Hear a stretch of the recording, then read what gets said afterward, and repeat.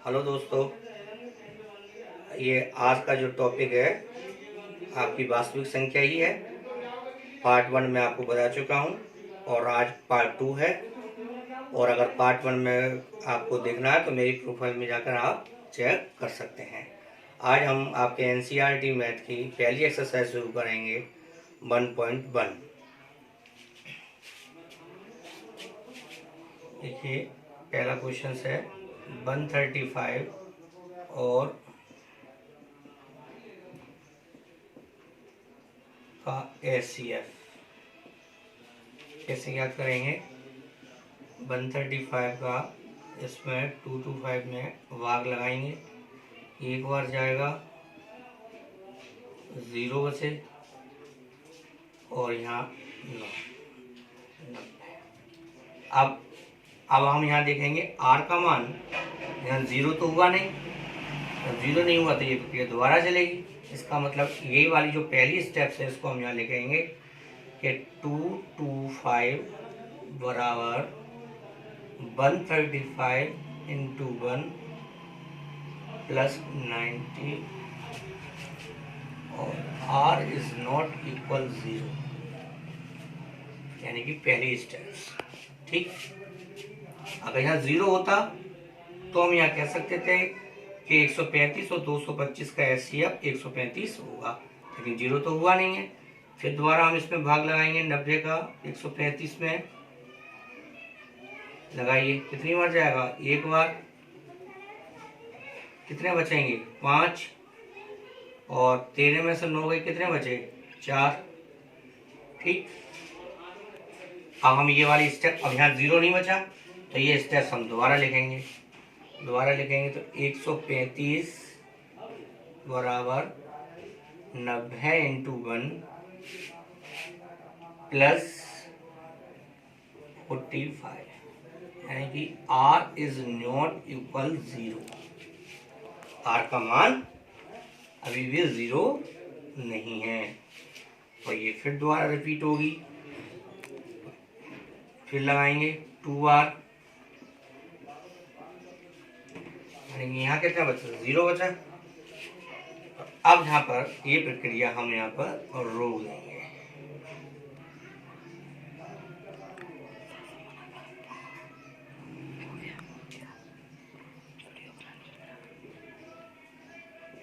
यानी r बराबर 0। अब यहाँ पे लिखेंगे HCF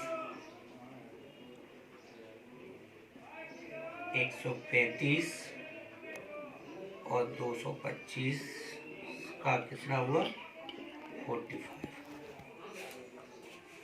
ये हमारा आंसर।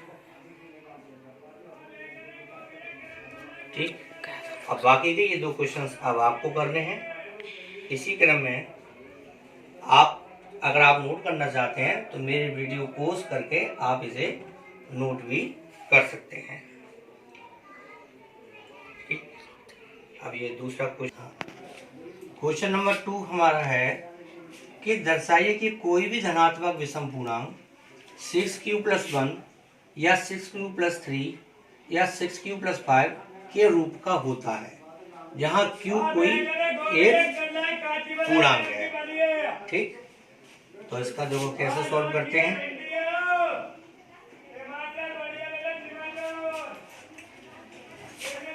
माना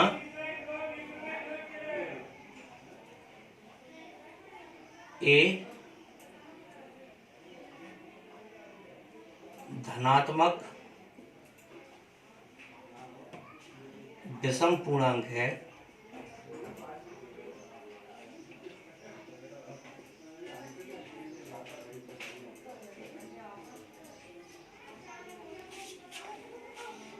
तथा यह कितना 6, ये भी 6 है, ये भी 6 है, तथा b बराबर 6। अब हमने आपको बताया था इक्वलेट विभाजन प्रेम का एल्गोरिथम के द्वारा। अब आप देखिए, अगर हम 6 का भाग a में लगाएं और q बार गया और रिमाइंडर आर बचता है। तो अब यहाँ पर क्या हो जाएगा, आर बराबर, यानी कि आर का मान क्या होगा, 6 से छोटा ही होगा। तो 0 1 2 3 4 और 5 है ना, यही तो होगा। तो देखो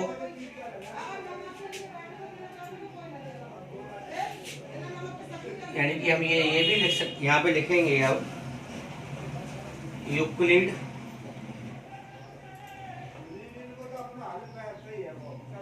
विभाजन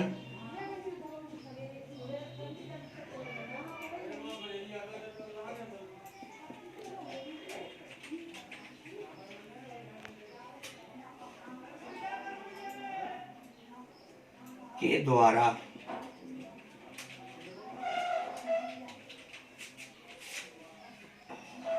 ए बराबर 6Q प्लस आर और आर बराबर 0 1 2 3 4 5। ठीक, अब लिखेंगे, अगर हम यहाँ देखो ए संख्या,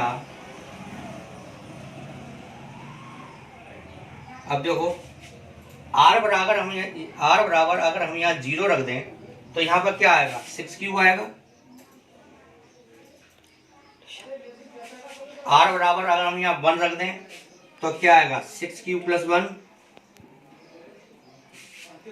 अगर हम यहाँ आर बराबर 2 रख दें तो यहाँ क्या आएगा, 6Q प्लस 2।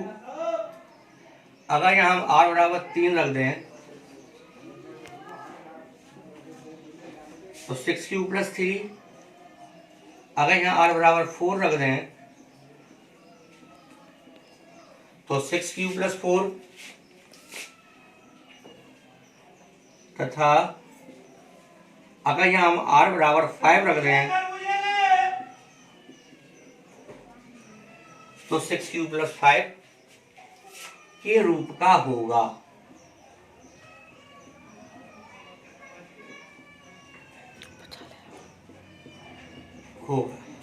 ठीक, अब ये तो हमारा आंसर हुआ नहीं।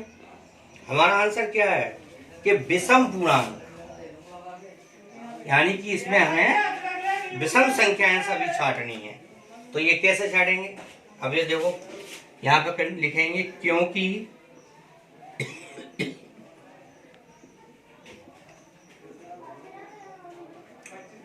एक विषम पूर्णांक है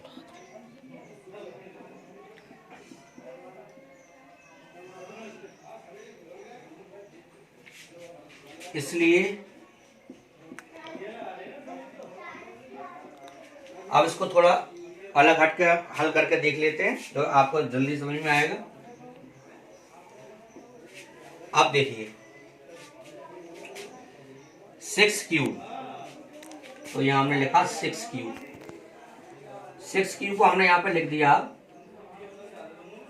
2 3Q, यानी कि गुणा करेंगे तो 6Q ही आएगा। 6Q प्लस 2, यहाँ 6Q प्लस 2, इसमें क्या कॉमन है, 2 कॉमन है, तो क्या हो गया अंदर 3Q प्लस 1। अब इसमें तो 2 कॉमन है नहीं, इसमें 2 कॉमन है, इसमें भी 2 कॉमन ले लो, यानी कि 6Q प्लस 4। तो इसमें क्या हुआ, 2 कॉमन है ये। अब हमने इस कंडीशन में हमने ये देखा तीनों में हमारा 2 कॉमन है, जो कि एक सम संख्या है, जो सम संख्या है, यानी कि सम है, वो हमें निकालने क्या थे, विषम थे। तो जो सम वाले को हम अलग कर दें, जो बचे वो विषम रह गए। तो यहाँ पे लिखेंगे ए एक विषम पूर्णांक है, इसलिए 6Q प्लस 2 6Q प्लस 4 के रूप का नहीं हो सकता,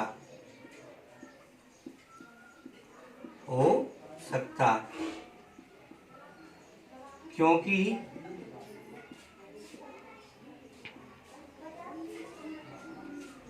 ये सभी 2 से विभाजित हैं, 2 से विभाजित हैं। ये सभी क्या है? 2 से विभाजित है। अच्छा, अब क्या बचा वो नोट कर लो। अतः 6q + 1, 6q + 3, 6q + 5 के रूप का होगा।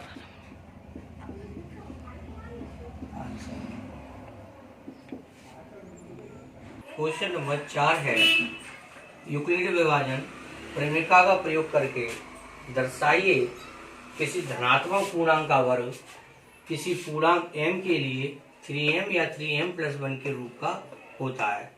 अब आपके दिमाग में ये आएगा कि क्वेश्चन नंबर 3 क्यों नहीं बताया, क्योंकि क्वेश्चन नंबर 3 और क्वेश्चन नंबर 1 दोनों सेम है, इसलिए मैंने वो नहीं बताया। और मैं क्वेश्चन नंबर 4 बताया। देखिए,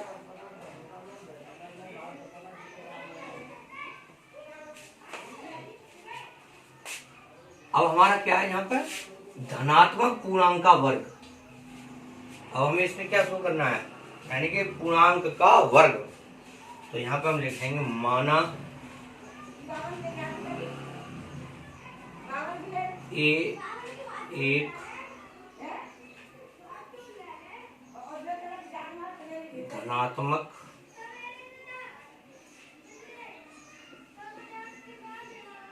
पूर्णांक है।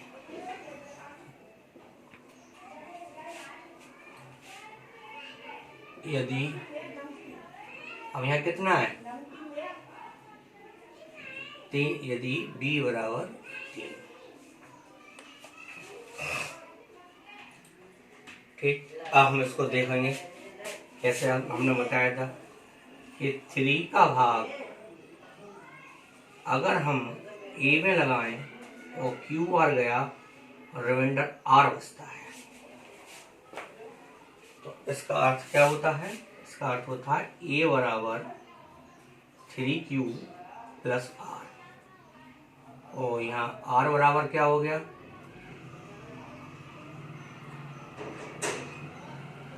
0 1 2। ठीक, क्यों? क्योंकि हम r को 3 से बड़ा तो नहीं लिख सकते। r का मान हमेशा इससे 3 से छोटा है, तो 0 1 2। ठीक, अब यहाँ पे लिखेंगे हम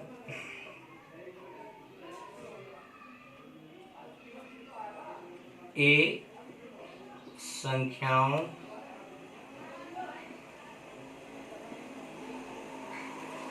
अब हम r बराबर यहाँ 0 रख दें, यहाँ r बराबर 0 रखेंगे तो क्या होगा? 3q होगा, 3q। r बराबर यहाँ अगर हम 1 रख दें तो क्या होगा? 3q + 1। अगर r बराबर हम यहाँ 2 रख दें तो क्या होगा? 3q + 2 के रूप का होगा।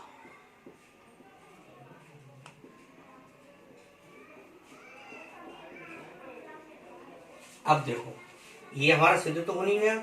अब हम इसमें क्या करेंगे कि हमें सिद्ध करना है कि पूर्णांक का वर्ग किसी पूर्णांक m के लिए इस 3m या 3m + 1 के रूप का होता है। तो हम 3 कंडीशन हमारी निकालनी होंगी, फर्स्ट, सेकंड और थर्ड।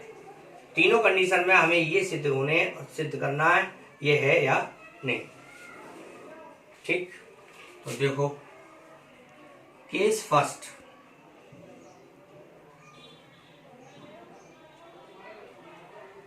पहला केस क्या है? a = 3q।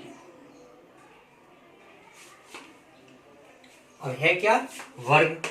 तो हमें क्या करना पड़ेगा? वर्ग। तो यहां हम लिखेंगे दोनों पक्षों में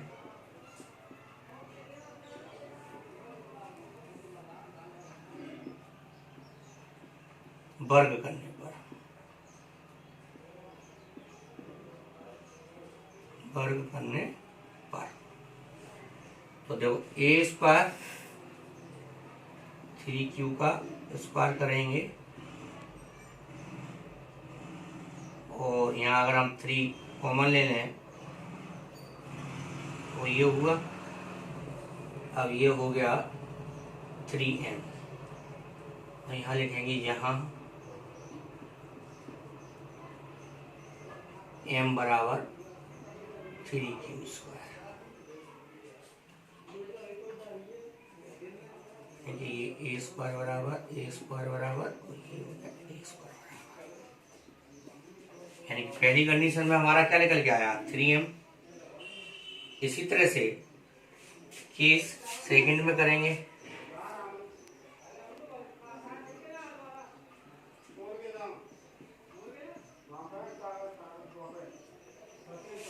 केस सेकंड हमारी क्या कहती है 3q प्लस 1, यानी कि a बराबर 3q प्लस 1। इसमें भी वही दोनों पक्षों में वर्क करने पर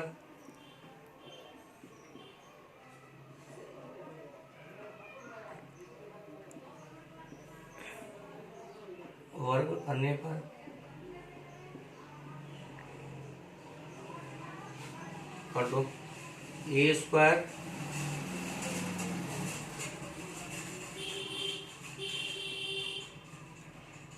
थ्री क्यू प्लस 1 का whole square, 9q square plus 1 plus 6q।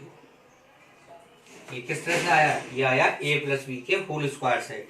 a plus B का होल स्क्वायर का क्या सूत्र होता है a square plus B square plus 2ab। अब इसको हम इस तरह से लिख दें, इसमें कॉमन ले लें 3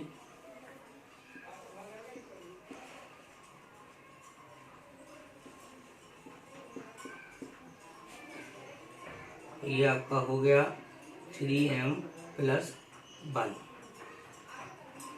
ये स्क्वायर बराबर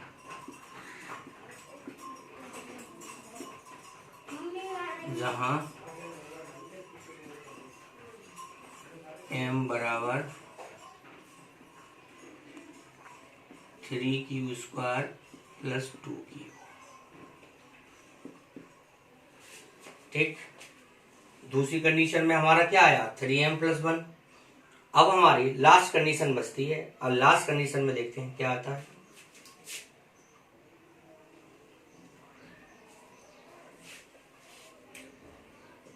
केस सेकेंड थर्ड,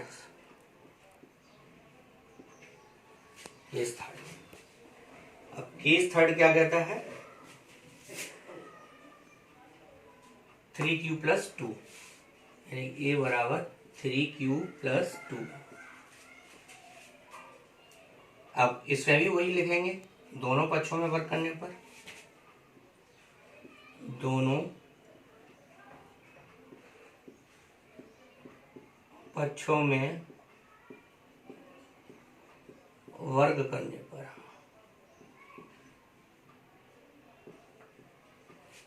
कर दो तो वही a स्क्वायर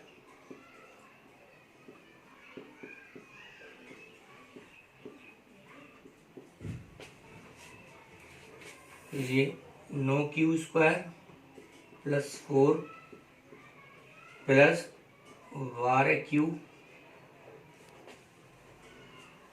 अब इसको 9q स्क्वायर प्लस 12q लिख लो पास पास और 4 लिख दो इधर। इसको भी हम 4 को लिख सकते हैं 3 प्लस 1। अब यहाँ कंफ्यूज होने की कोई बात नहीं है, तो 4 को हमने लिख दिया 3 प्लस 1। ठीक, तो अब हम इसमें क्या कॉमन है 3 कॉमन है, अंदर क्या बचेगा 3q plus 4q plus 1 plus 1। तो अब यहाँ हो गया 3m plus a square A square A square, यानी कि हमारे यहाँ पे भी क्या आया 3m प्लस 1। तो यहाँ हम लिखेंगे यहाँ यहाँ इधर नीचे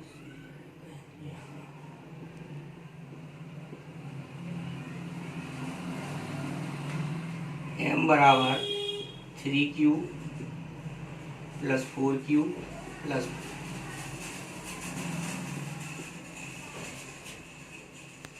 यानी कि हमारी तीनों कंडीशन में हमने आप देखा कि देखिए पहले कंडीशन में आया 3m, दूसरी कंडीशन में आया 3m प्लस 1 और तीसरी कंडीशन में भी हमारा 3m प्लस 1 आया। तो आप अब यहाँ पर लिखेंगे अतः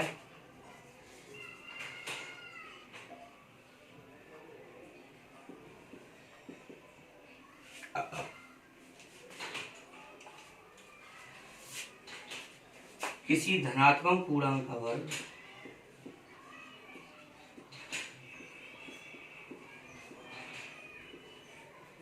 पूर्णांक का वर्ग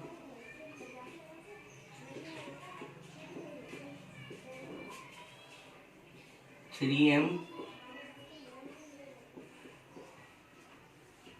के रूप का होगा।